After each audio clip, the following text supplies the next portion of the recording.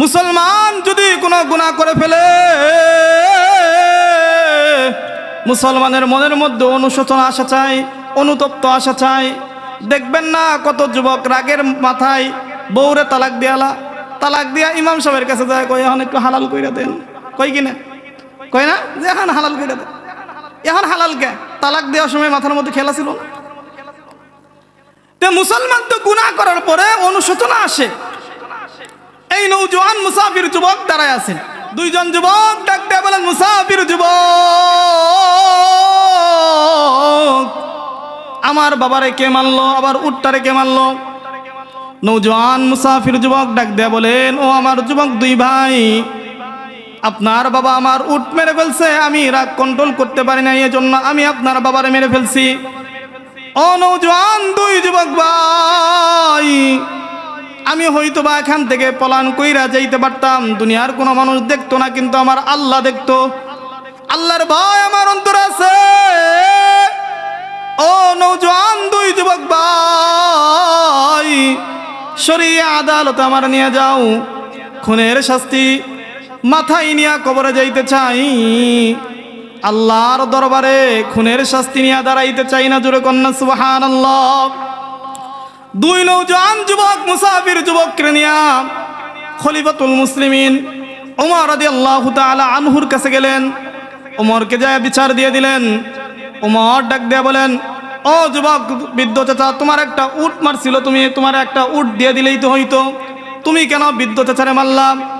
শরীয়তের আইন অনুযায়ী যদি এক মুসলমান আরেক মুসলমানের হাত কাটে তাহলে তারও হাত কাটতে হবে, যদি নাক কাটে তারও নাক কাটতে হবে, যদি কান কাটে তারও কান কাটতে হবে। যেহেতু তুমি তাকে হত্যা করেছ, তোমারও তো হত্যা করা হবে। ও মুসাফির যুবক, মনের কি কোনো শেষ তামান্না আসেনি, বাসনা আসেনি? মুসাফির যুবক ডাক দিয়ে বলেন, খলিফাতুল মুসলিমিন ওমর, মনের মধ্যে একটা শেষ বাসনা আছে, শেষ কামনা আছে, জানি না পূরণ হবে কিনা। কি শেষ ইচ্ছা? শেষ ইচ্ছা হলো, আমি একটা ইহুদির সাথে ব্যবসা করতাম, এজন্য ইহুদির কাছ থেকে কিছু ঋণ নিয়েছিলাম, কিন্তু টাকাটা দেওয়া হয় নাই। আপনি যদি একটু সুযোগ দিতেন, সময় দিতেন, তাহলে ঋণটা পরিশোধ করে দিতাম। জোরে বলেন না সুবহানাল্লাহ। খলিফাতুল মুসলিমিন ওমর ডাক দিয়ে বলেন, তুমি এক্ষুনি, তোমার যদি আমি ছাইরা দেই, তুমি যে আসবা এটার তো কোনো গ্যারেন্টি নাই।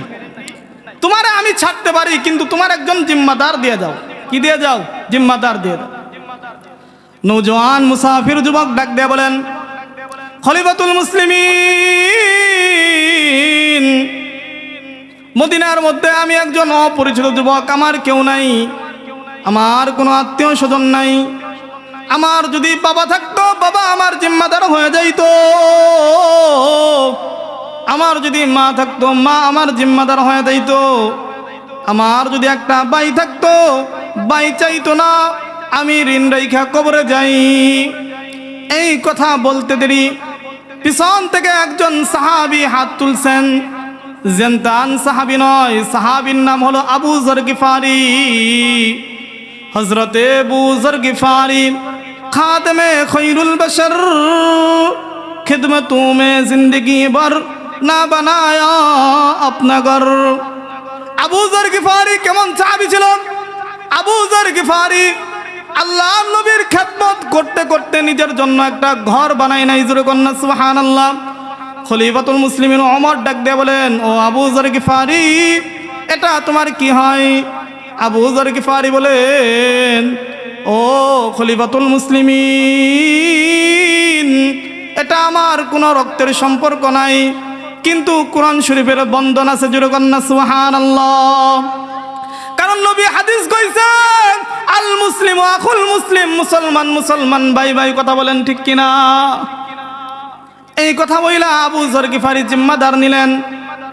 খলিফাতুল মুসলিমিন ওমর রাদিয়াল্লাহু তাআলা আনহু নওজোয়ান মুসাফির যুবককে সময় দিয়ে দিলেন, যাও যাও, আরবি মাসের প্রথম জুমায় তুমি হাজির হইবা, জুমার নামাজ এখানে এসে পড়বা, জুমার নামাজের পর ফাঁসির মঞ্চে তোমাকে তোলা হবে। তুমি যদি না থাকো তাহলে তোমার ভাই আবু যর গিফারিকে ফাঁসির মঞ্চে তুলবো। জোরে কন্যা সুবহানাল্লাহ। এদিক দিয়ে যুবকটা চলে গেল। যা ঋণ পরিশোধ করলো, করার পরে বাপ মায়ের কাছ থেকে বিদায় নিচ্ছে। সুন্দর করে সাজছেন, সাজার পরে মার কাছে যা বলেন, মা সুন্দর করে সাজছি, শেষ বিদায় দিয়ে দেন।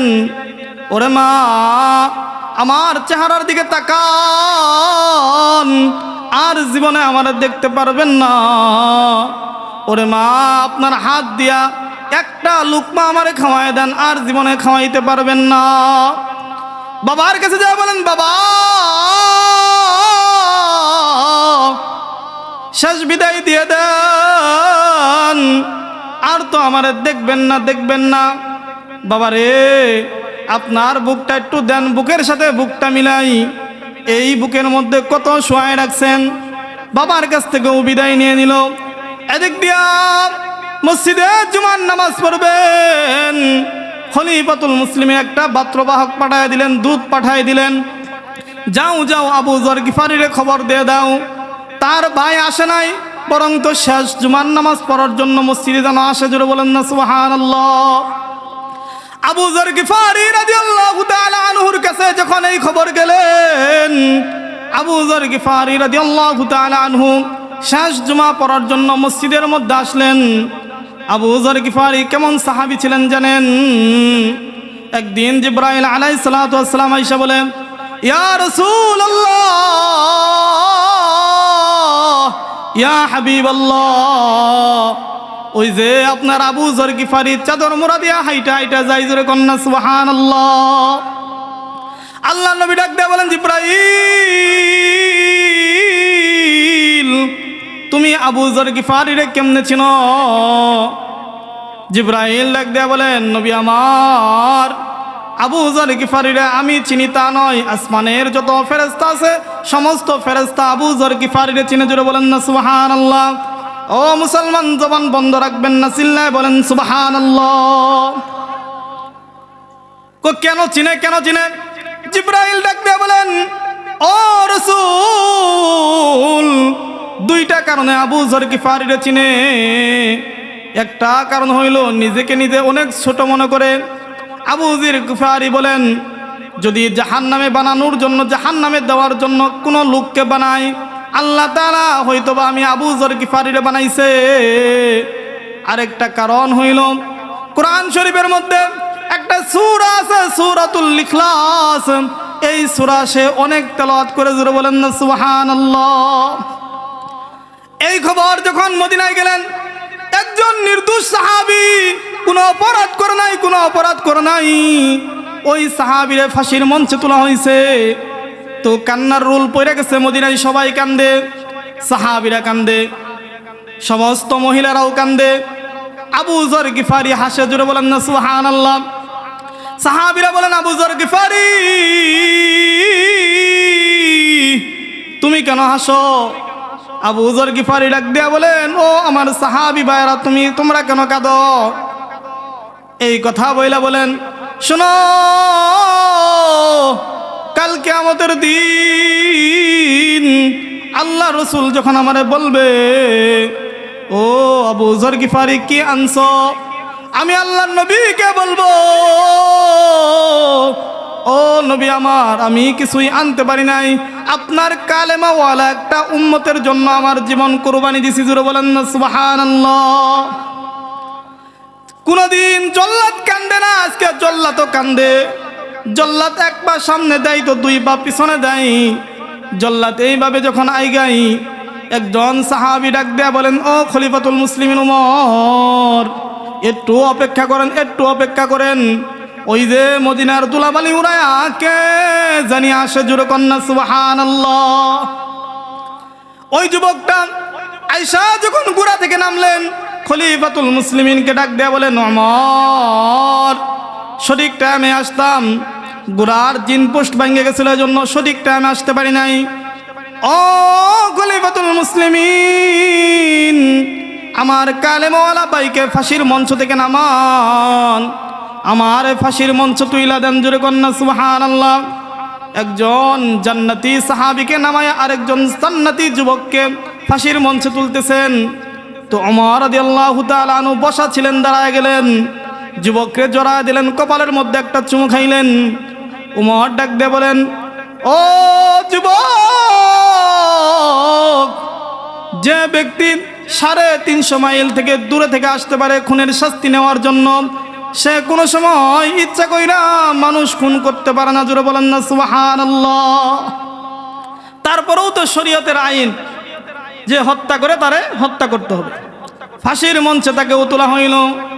এদিক দিয়া বৃদ্ধ চাচার 2 জন সন্তান দাঁড়ায় গেলেন। বৃদ্ধর 2 জন সন্তান দ্বারা ডাক দিয়ে বলেন, খলিফাতুল মুসলিমিন, আমরা যে আমার বাবার হত্যাকারীর নামে একটা বিচার করছিলাম, এই বিচারটা আমরা তুইলা নিলাম, মামলাটা তুইলা নিলাম। আমার ওই জান্নাতি যুবক বাইরে ফাঁসির মঞ্চ থেকে নামায়া দেন, আপন ভাই বানায়া বাড়িতে নিয়ে যাই। জোরে কন্যা সুবহানাল্লাহ। ও বান্দারা, কেমনে বুঝাইলে বুঝবেন? এজন্যই তো আল্লাহ তাআলা পবিত্র কোরআনুল কারীমের মধ্যে বলেন, ইয়া আইয়ুহাল্লাযীনা আমানুত্তাকুল্লাহ, ও ঈমানদারগণ, আল্লাহর ভয় অন্তরে রাখো। আল্লাহর ভয় যদি কোনো মুসলমান অন্তরে রাখতে পারে, আল্লাহ তাআলা তাকে জান্নাত দিয়ে দিবেন। জোরে কোন সুবহানাল্লাহ। একটা বান্দা ছিল দুনিয়ার মধ্যে, এমন কোনো গুনাহ নাই সে করে নাই, সব গুনাহ করছে। হায়াত তার ফুরায় গেছে। এমন তো অবস্থায় তার সন্তানদের ডাক দিয়ে বলেন, সন্তানরা, আমি মনে হয় আর বেশি দিন বাঁচবো না, মইরা যাবো। আমি মইরা যাওয়ার পর আমার লাশটারে পুরায়া দিবি, পুরায়া ছাই করবি, ছাই কইরা ছাইটারে 2টা ভাগ করবি। কয়টা ভাগ করব? ঘুমাইছেন নাকি আপনারা? কয়টা ভাগ করব? কয়টা ভাগ? জবান খুলে বলেন, কয়টা ভাগ? 2টা ভাগ করব। ভাগ কইরা একটা ভাগ বাতাসের সাথে মিশায়া দিবি, আর একটা ভাগ নদীর স্রোতের সাথে মিশায়া দিবি। এই ব্যক্তিটা মারা গেল। মারা যাওয়ার পর সন্তানেরা তার লাশটারে পুরায়া ছাই কইরা 2টা ভাগ কইরা, একটা দিল বাতাসের সাথে মিশায়া, আর একটা দিল নদীর স্রোতের সাথে মিশায়া। আল্লাহ তাআলা ওই ব্যক্তিকে কবরে ডাক দিলেন, ও বান্দা, তুই এরকম সন্তানদের কেন বলছস? বান্দা ডাক দিয়ে বলেন, আল্লাহ, দুনিয়ার মধ্যে এমন কোনো গুনাহ নাই, দুনিয়ার মধ্যে এমন কোনো অপরাধ নাই আমি বান্দা করি নাই। কাল কিয়ামতের দিন আল্লাহ তুমি যখন আমারে জিগাইবা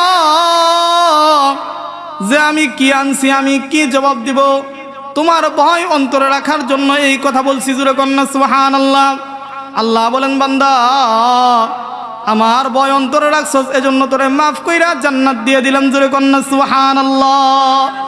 এজন্যই তো আল্লাহর ভয় অন্তরে রাখতে হবে রে মুসলমান।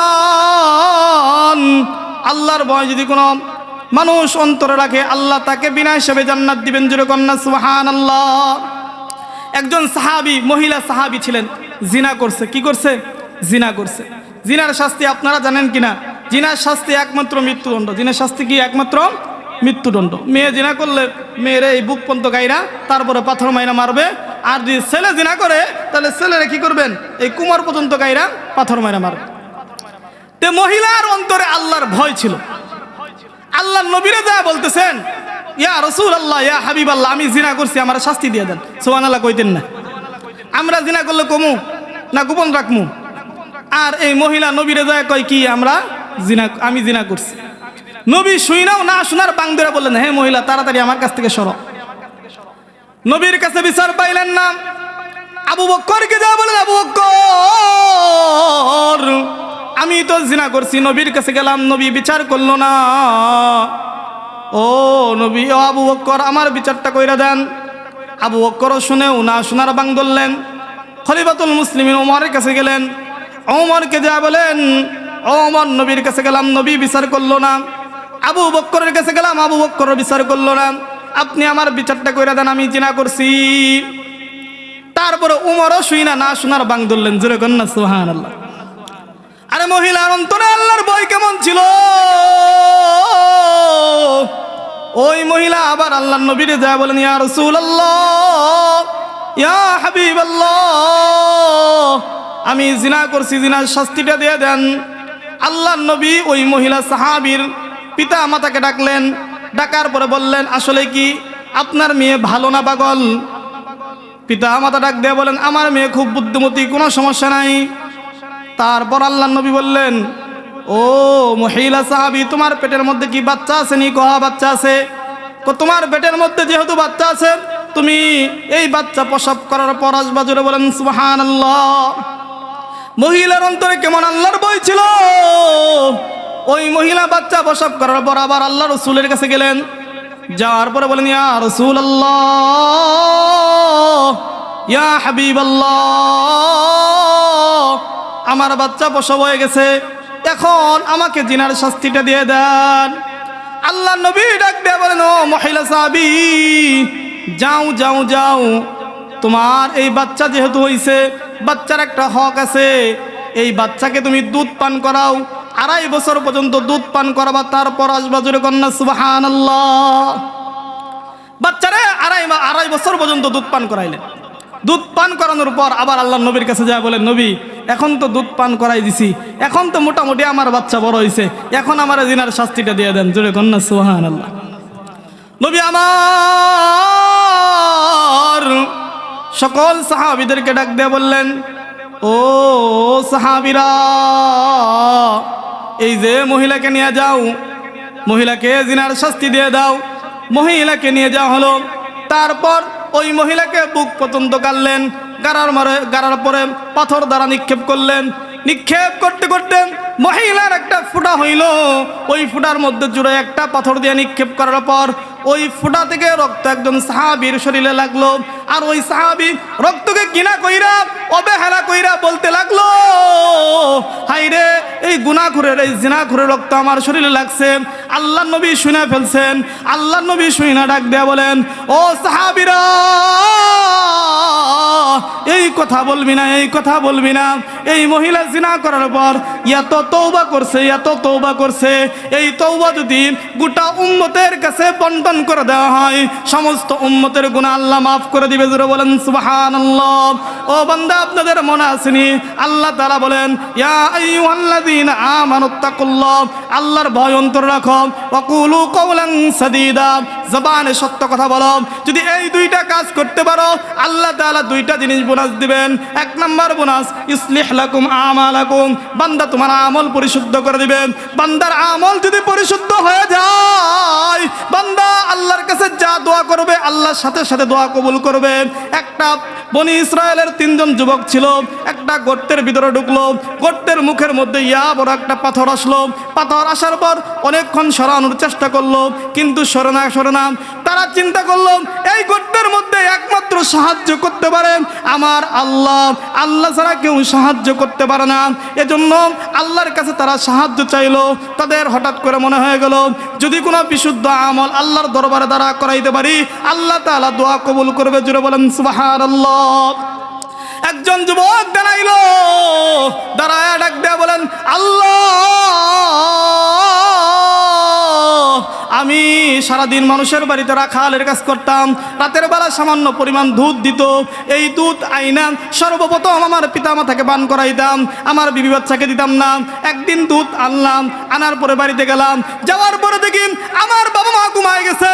আমি চিন্তা করলাম, এখন যদি আমার বাবা মাকে ডাক দেই, বাবা মার সাথে বেয়াদবি হয়ে যাবে, বাবা মার ঘুম নষ্ট হয়ে যাবে। এজন্য আমি বাবা মাকে ডাক দিলাম না। রাতের বেলা দুধ নিয়ে দাঁড়ায় থাকলাম। জোরে কন্যা সুবহানাল্লাহ।